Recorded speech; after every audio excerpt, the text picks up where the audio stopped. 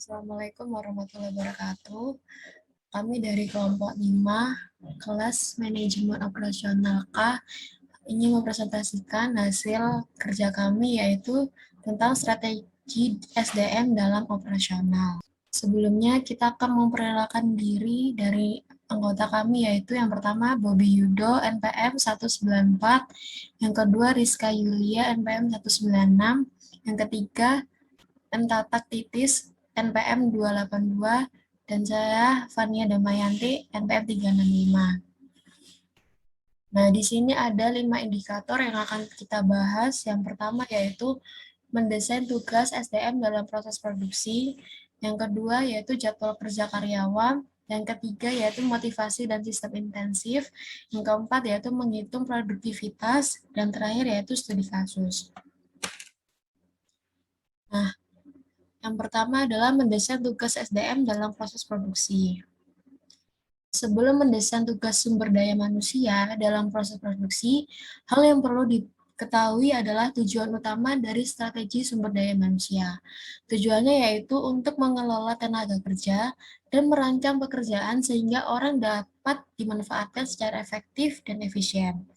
Nah, di sini ada beberapa hal atau indikator untuk mencapai efektif serta efisien kerja. Yang pertama yaitu kualitas kehidupan kerja.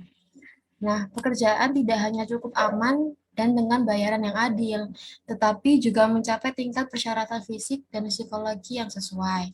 Yang kedua yaitu komitmen bersama. Nah, ini berarti bahwa manajemen, baik karyawan maupun manajemen berusaha untuk memenuhi tujuannya bersama. Yang ketiga yaitu saling percaya. Diterapkan secara jujur dan adil untuk kepuasan manajemen dan karyawan. Dan untuk membangun kualitas kerja bukanlah hal yang sulit. Selanjutnya di sini ada perencanaan tenaga kerja. Perlu diketahui dan dilakukan terlebih dahulu sebelum mendesain tugas sumber daya manusianya. Perencanaan tenaga kerja sendiri yaitu menentukan kebijakan, kepegawaian yang berhubungan dengan stabilitas pekerjaan, soal kerja karyawan, dan klasifikasi pekerjaan serta aturan kerja. Nah, mendesain pekerjaan memiliki arti, yaitu menentukan tugas-tugas yang merupakan pekerjaan untuk individu atau kelompok. Kami memeriksa 5 komponen desain pekerjaan. Yang pertama yaitu spesialisasi pekerjaan, atau pembagian job desk, tugas karyawan sesuai dengan keterampilannya.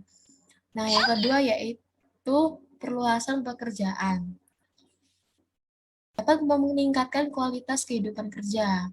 Teorinya adalah bahwa keragaman membuat pekerjaan lebih baik, dan oleh karena itu, karyawan menikmati kualitas kehidupan kerja yang lebih tinggi. Yang ketiga yaitu komponen psikologis. Sumber strategi manusia yang efektif juga memerlukan pertimbangan komponen psikologis dan desain pekerjaan. Nah, yang keempat yaitu tim yang mengarahkan diri sendiri. Atau tim-tim ini dapat diatur untuk tujuan jangka pendek atau jangka panjang. Yang kelima yaitu sistem motivasi dan insentif. Nah, ini juga penting karena sistem yang diketahui oleh karyawan bahwa dengan meningkatkan produktivitas individu maupun kelompok akan memperoleh sejumlah insentif berdasarkan sistem intensif yang ada. Nah, selanjutnya lanjutkan oleh teman saya. Ya, kemudian selanjutnya adalah jadwal kerja dan karyawan. Next.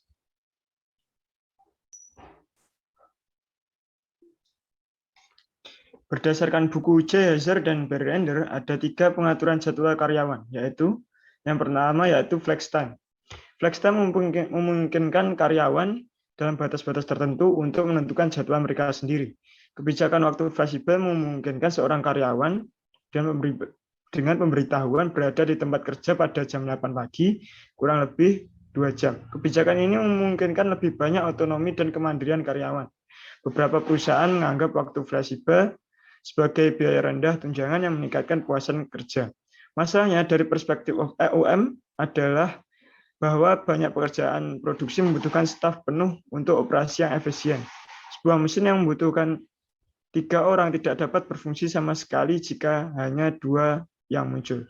Memiliki pelayan muncul untuk menyajikan makan siang pada 11:30 dan daripada 11:30 juga tidak banyak membantu. Demikian pula beberapa industri menemukan bahwa strategi proses mereka sangat membatasi sumber daya manusia mereka pilihan penjadwalan sumber daya.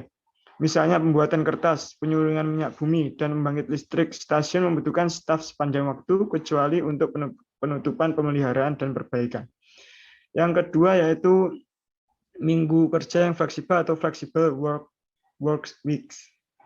Rencana ini membutuhkan hari yang lebih sedikit tetapi lebih lama, seperti 4 hari 10 jam atau seperti dalam kasus pabrik perakitan cahaya shift 12 jam. Bekerja shift 12 jam biasanya berarti bekerja 3 hari 1 minggu dan 4 hari berikutnya. Pergeseran tersebut kadang-kadang disebut minggu kerja terkompresi. Jadwal ini dapat diterapkan untuk banyak fungsi operasi selama pemasok dan pelanggan dapat diakomodasi. Kemudian yaitu hari yang lebih pendek daripada hari yang lebih panjang.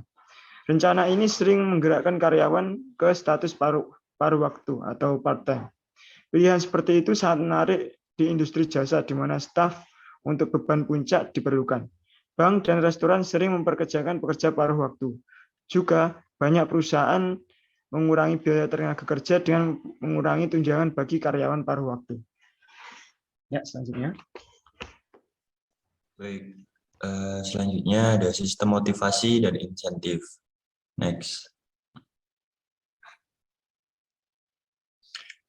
Di samping komponen psikologis dan desain pekerjaan, ada faktor lain, seperti kepuasan kerja karyawan dan motivasi kerja supaya dapat memaksimalkan produktivitas karyawan. Faktor-faktor tersebut antara lain, yang pertama, bonus reward, merupakan sistem imbalan uang dan biasanya diberikan secara tunai atau deposito yang diberikan kepada karyawan di dalam organisasi. Kedua, pembagian laba atau profit sharing merupakan sistem yang mengatur bagian dari laba perusahaan yang dibagikan kepada karyawan. Yang ketiga, pembagian keuntungan, gain sharing, merupakan pemberian keuntungan sesudah dilakukan laporan tahunan perusahaan, di mana karyawan diberi bagian dari keuntungan di samping keuntungan bagi para pemilik saham.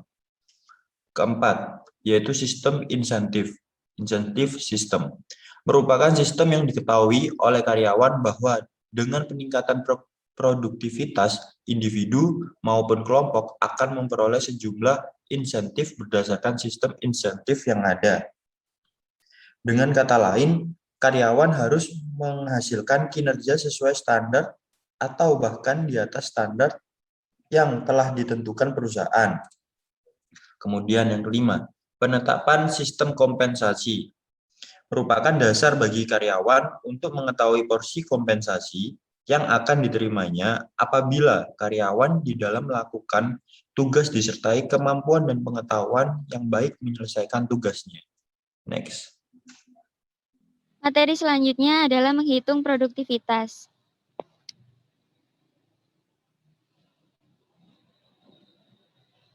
Pengertian produktivitas adalah suatu perbandingan dari hasil kegiatan yang sesungguhnya dengan hasil kegiatan yang seharusnya. Menurut J. Heiser dan Barry Render, produktivitas terbagi menjadi dua bagian, yaitu produktivitas faktor tunggal atau rasio satu sumber daya atau input terhadap barang dan jasa yang dihasilkan atau output, dan produktivitas multifaktor, yaitu rasio banyak atau menyangkup seluruh sumber daya atau input terhadap barang dan jasa yang dihasilkan atau output. Tujuan dari produktivitas diantaranya yang pertama yaitu dapat mengetahui porsi masing-masing input terhadap output. Yang kedua, dapat mengetahui tingkat efisiensi masing-masing input.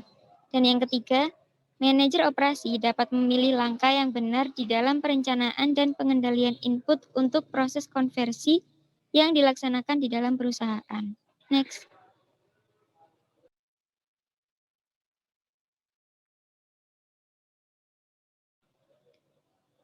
Rumus produktivitas. Yang pertama ada produktivitas faktor tunggal, yaitu output dibagi dengan input.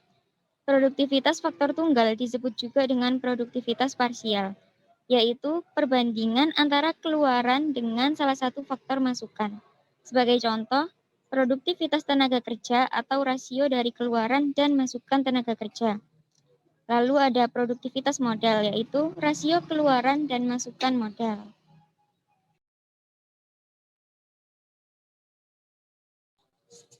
Yang kedua ada produktivitas multifaktor, yaitu menyangkut seluruh input yang digunakan dalam proses produksi. Dengan rumus output dibagi dengan seluruh input. Produktivitas multifaktor disebut juga dengan produktivitas total, merupakan perbandingan antara keluaran dengan lebih dari satu unit input atau seluruh faktor masukan. Dengan demikian, produktivitas total mencerminkan pengaruh bersama seluruh input dalam menghasilkan output. Di sini ada studi kasus. Kita akan menganalisis pengukuran produktivitas perusahaan Alsintan CV Cherry Sarana Agro. Nah, sebelumnya di sini ada profil perusahaan. CV Cherry Sarana Agro merupakan perusahaan yang bergerak di bidang manufaktur yang memproduksi mesin pertanian seperti yang ada di gambar ini. Perusahaan ini mampu memproduksi mesin bajak minimal 25 unit per bulannya. Hal ini merupakan angka produksi yang harus dicapai minimal oleh perusahaan. Dalam prakteknya, menjalankan perusahaan dan mengevaluasi hasil kerja perusahaan, CV Cherry Sarana Agro hanya melihat tingkat keuntungan yang diperoleh. Agar kinerja perusahaan tetap terjaga, maka diperlukan pengukuran produktivitas untuk melihat seberapa efektif kinerja dari perusahaan ini. Produktivitas yang akan dihitung adalah data elemen input dan output dari seluruh produk yang dihasilkan oleh CV Cherry Sarana Agro. Nah, di sini ada beberapa data dari bulan Oktober, November, Desember pada tahun 2011. Di sini terdapat output total dan input totalnya. Nah, perhitungan produktivitas. Pengelolaan data dilakukan dengan menentukan nilai output dan input. Nilai output terdiri dari hasil penjualan produk, sedangkan data input merupakan data yang menunjukkan sumber daya yang digunakan dalam menghasilkan produknya. Nah, pengolahan data dilakukan dengan dua bagian, yaitu pengukuran produktivitas parsial dan pengukuran produktivitas total. Perhitungan indeks produktivitas memerlukan periode dasar sebagai pembanding untuk periode berikutnya. Pada perhitungan produktivitas perusahaan ini menggunakan periode dasar bulan Oktober 2011. Karena diasumsikan bahwa pada bulan Oktober memiliki tingkat produktivitas yang stabil, sehingga indeks produktivitas untuk periode dasar adalah 1. Ulang-ulang. Karena diasumsikan bahwa bulan Oktober memiliki tingkat produktivitas yang stabil, sehingga indeks produktivitas untuk periode dasar ini adalah 1, yaitu paling stabil. Perhitungan indeks produktivitas parsial. Yang pertama ada produktivitas tenaga kerja. Dengan rumus, output yang dihasilkan dibagi dengan input tenaga kerja yang digunakan. Bulan yang pertama yaitu Oktober sebagai bulan periode dasar. Didapatkan produktivitas sebesar 8,547 yang didapat dari membagikan output yang dihasilkan di bulan Oktober dibagi dengan input tenaga kerja di bulan Oktober. Lalu didapatkan indeks produktivitas sebesar 1, yaitu paling stabil. Lalu yang kedua, November. Didapatkan produktivitas sebesar 6,687 dan indeks produktivitas 0,791 yang didapat dari membandingkan produktivitas bulan November dengan produktivitas bulan dasar. Lalu yang selanjutnya bulan Desember. Didapatkan produktivitas sebesar 7,388 dan indeks produktivitas sebesar 0,847. Next.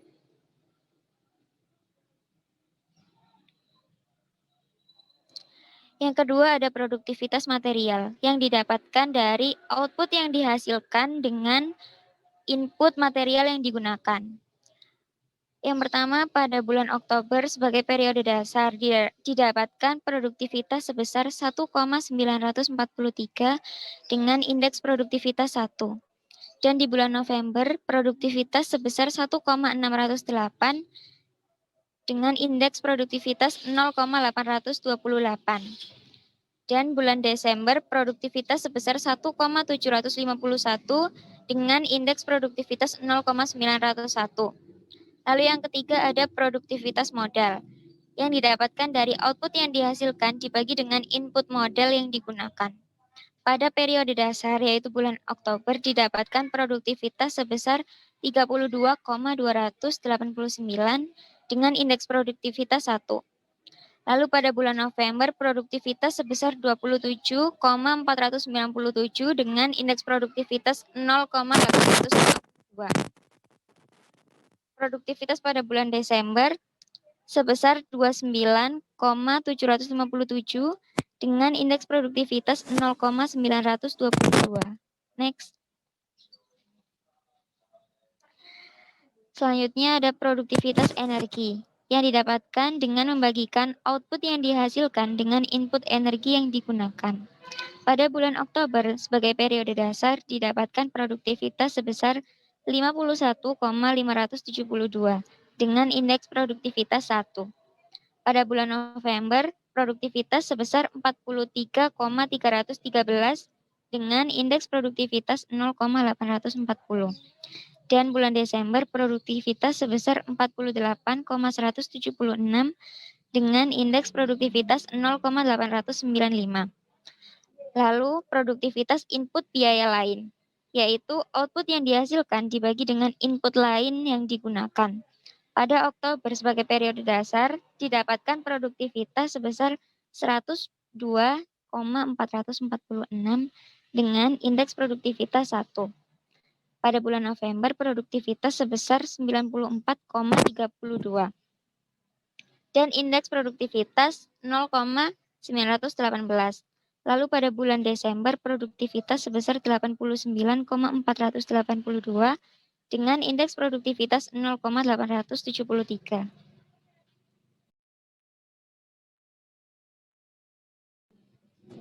Lalu yang kedua ada produktivitas total, yaitu membagikan seluruh output dibagi dengan seluruh input yang digunakan. Pada bulan Oktober sebagai periode dasar, didapatkan produktivitas sebesar 1,443 dengan membagikan output pada bulan Oktober dengan input pada bulan Oktober dan indeks produktivitas sebesar 1, yaitu paling stabil. Lalu pada bulan November didapatkan produktivitas sebesar 1,188 dengan indeks produktivitas 0,824. Indeks produktivitas ini didapatkan dengan membagi produktivitas November dengan produktivitas periode dasar. Lalu yang terakhir pada bulan Desember didapatkan produktivitas sebesar 1,294 dengan indeks produktivitas 0,897. Next. Ya, kemudian ada analisis kasus. Yang pertama yaitu analisis produktivitas parsial. Tingkat produktivitas tenaga kerja mencapai titik terendah pada bulan November 2011 yaitu 0,791. Nilai produktivitas tenaga kerja yang menurun dapat disebabkan karena jumlah jam kerja yang tidak dimanfaatkan secara baik oleh operator yang bekerja. Selanjutnya, tingkat produktivitas material mengalami penurunan pada bulan November 2011, yaitu 0,828. Hal ini disebabkan karena jumlah bahan baku yang digunakan lebih banyak dari periode dasarnya. Selain itu, hal ini juga disebabkan karena biaya bahan baku yang naik karena perusahaan ini tidak menggunakan inventory untuk bahan bakunya. Sehingga ketika harga naik, perusahaan tetap harus membeli dengan harga tersebut. Selanjutnya, tingkat produktivitas modal juga mengalami penurunan pada bulan November dengan nilai indeks adalah 0,852. Rendahnya produktivitas modal pada bulan ini disebabkan karena jumlah pendapatan yang menurun, sedangkan modal yang digunakan tetap untuk tiap bulannya. Selanjutnya, tingkat produktivitas energi juga mengalami penurunan pada bulan November dengan nilai indeks produktivitas adalah 0,840, sedangkan pada bulan Desember naik menjadi 0,895. Penyebab rendahnya produktivitas pada bulan November dikarenakan meningkatnya jumlah energi yang digunakan pada bulan tersebut. Energi yang digunakan berupa listrik untuk mesin-mesin dan air yang digunakan sebagai pendingin bagi mesin yang besar. Selanjutnya tingkat produktivitas lain-lain. Dalam hal ini berupa biaya pemeliharaan mesin, biaya administrasi, biaya distribusi, dan sebagainya. Indeks produktivitas mencapai nilai 0,118 pada bulan November, sedangkan pada bulan Desember mengalami penurunan menjadi 0,873. Hal ini disebabkan karena pemeliharaan mesin yang kurang memadai dan pemeliharaan mesin yang rusak dilakukan jika mesin tersebut mengalami kerusakan. Selanjutnya, analisis produktivitas total. Tingkat produktivitas menggambarkan kemampuan perusahaan dalam mengelola keseluruhan input yang dimiliki oleh CV seri sarana agro, yaitu input tenaga kerja, input material, input modal, input energi, dan input lain-lain. Selama 3 bulan pengukuran dari bulan Oktober hingga Desember, didapatkan produktivitas total tertinggi pada bulan Desember, yaitu sebesar 0,897, sedangkan yang terendah pada bulan November sebesar 0,824. Ya, selanjutnya. Kesimpulan dan saran. Berikut ini merupakan kesimpulan yang didapatkan dari hasil pengelolaan dan analisis yang telah dilakukan pada bab sebelumnya. Yang pertama, tingkat produktivitas CV Cherry Sarana Agro selama periode pengukuran mengalami penurunan. Hal ini dapat dilihat pada semua input, sehingga hal ini sangat diperlukan untuk dilakukan perbaikan untuk meningkatkan produktivitas.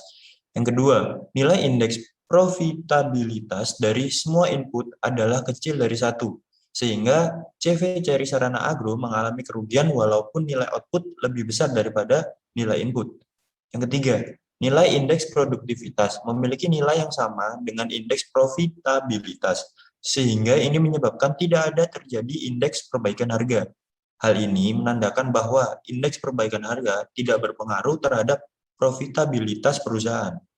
Next. Adapun saran-saran yang dapat diberikan berkaitan dengan penelitian ini adalah sebagai berikut. Yang pertama, CV Cherry Sarana Agro sebaiknya lebih meningkatkan produktivitas pada semua sumber daya perusahaan, sehingga dapat meningkatkan keuntungan perusahaan. Yang kedua, sebaiknya dilakukan perencanaan yang lebih efektif dan efisien dalam penggunaan sumber daya yang ada, sebagai upaya untuk perencanaan peningkatan produktivitas secara kontinu di periode yang akan datang. Cukup saya kembalikan ke moderator.